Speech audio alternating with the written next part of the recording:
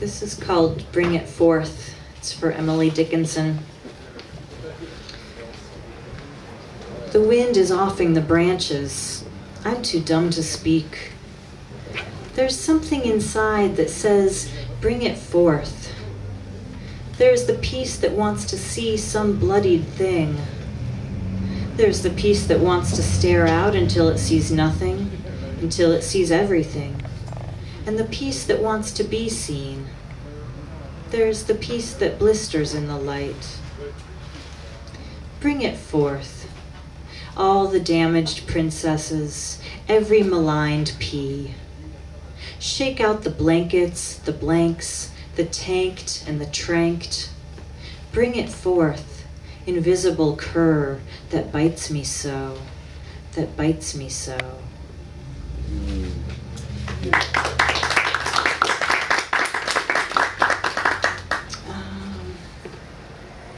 Okay. Atrophy. At this point in her life, there was almost nothing sexual about an orgasm. In the absence of any object of desire, her fantasies became ever more abstract. In one, a vast triangle folded itself over and over until it was nothing but a tiny scrap of light. In another, her pelvis was a complicated box that opened in a series of clacks, revealing an ever more densified darkness. A machine performed the physical work. She herself did nothing but lie there and breathe through the convulsions. That wasn't quite true, for breathing itself required great discipline and attentiveness.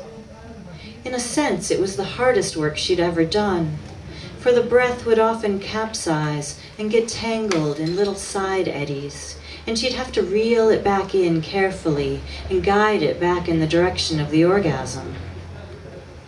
Not only the breath wandered, but the mind too.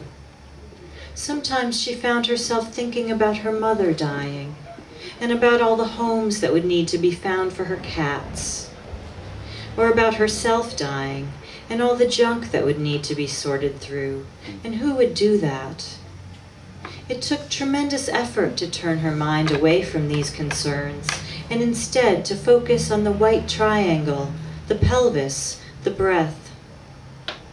The reward for this focus when it came was a sprig of muscles unclenching, a grainy web of exhaustion, and a relief that at least something about her still functioned.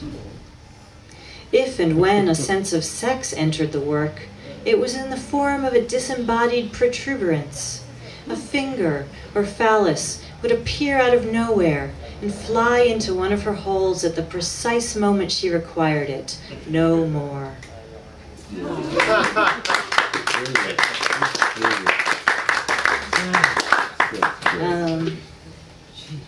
I keep thinking my people are going to show up, so I just want to keep reading until someone does.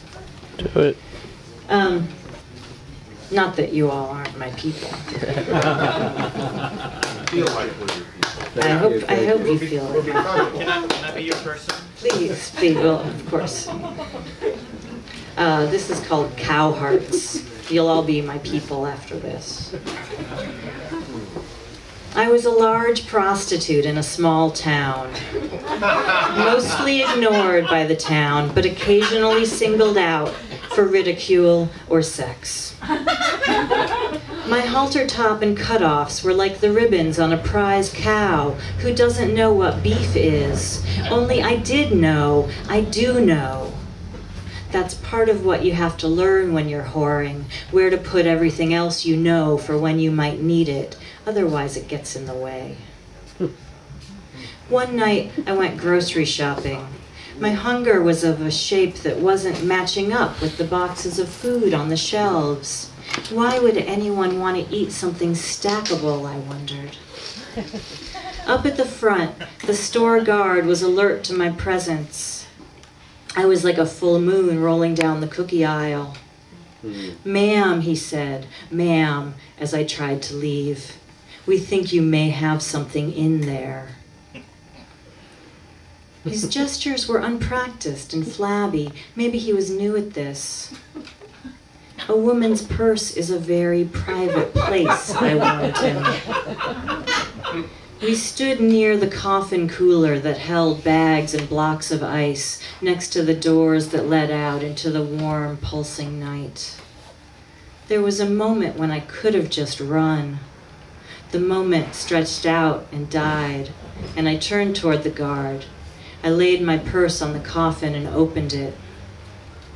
2 cow hearts sat on styrofoam trays, bleeding into wrinkled plastic among the jetsam of cosmetics and condoms and crumpled bus transfers. I couldn't imagine how they'd gotten there.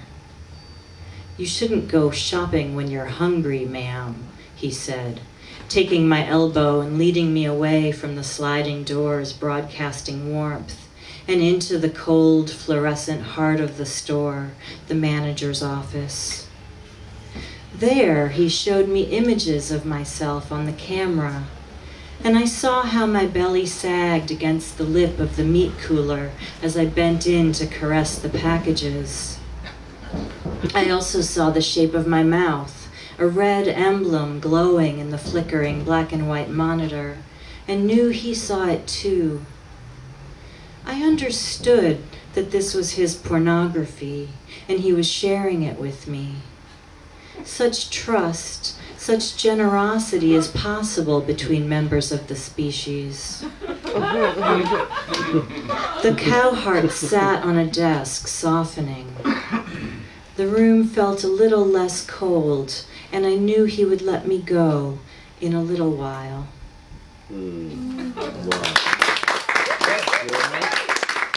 You guys have a great audience. I'm going to read one more humorous piece and then read the essay if there's time. Okay, it's a short essay. Movie. It was rumored our lives were being optioned for a Hollywood picture. I wanted Susan Sarandon to play me with the right balance of gravitas and fun. But soon the news leaked that we would all be played by monkeys, although we could give the monkeys articles of our actual clothing if we wished. The movie was shot on location. They shut down the whole town, gave us all the day off, and replaced us with our monkey selves. We were allowed to stay for the filming if we were silent. It was a joy to watch the monkeys perform our jobs. They were especially cute riding lawnmowers, stamping government forms, conducting trains, and serving banana cream pie at the diner. It was less enjoyable to watch them executing criminals at the prison, humping a brass pole on stage at the Ruby Lounge, or injecting other animals with pharmaceutical compounds at the lab just outside town. Oh, God. It was easy to see why they'd cast the monkeys. They could mimic any human expression. Their grins were easy and loose, and when one snapped shut, there was no trace of laughter in the solemn face that followed. I thought the one that played me in the chiffon scarf I'd lent her, serving banana cream pie at the diner, cracked her gum a little too loudly, overacting some stereotype of a waitress. Who knows, though? Maybe Susan Sarandon would have done the same. Maybe I myself had been overacting my role all these years without knowing it. Flirting with the customers, shaking my fist at the cook with whom I was secretly in love.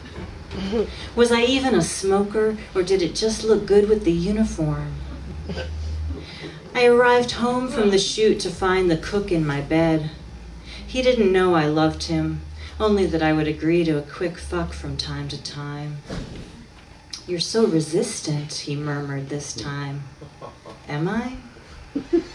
I felt my life lifting at its edges, a dimpled map I could slide right off of. The monkey who played me looked good smoking, a face built for the French inhale.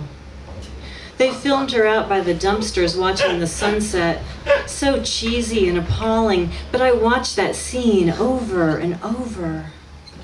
The movie is crap, the whole town agrees, but you can never find it at the video store. It's always out.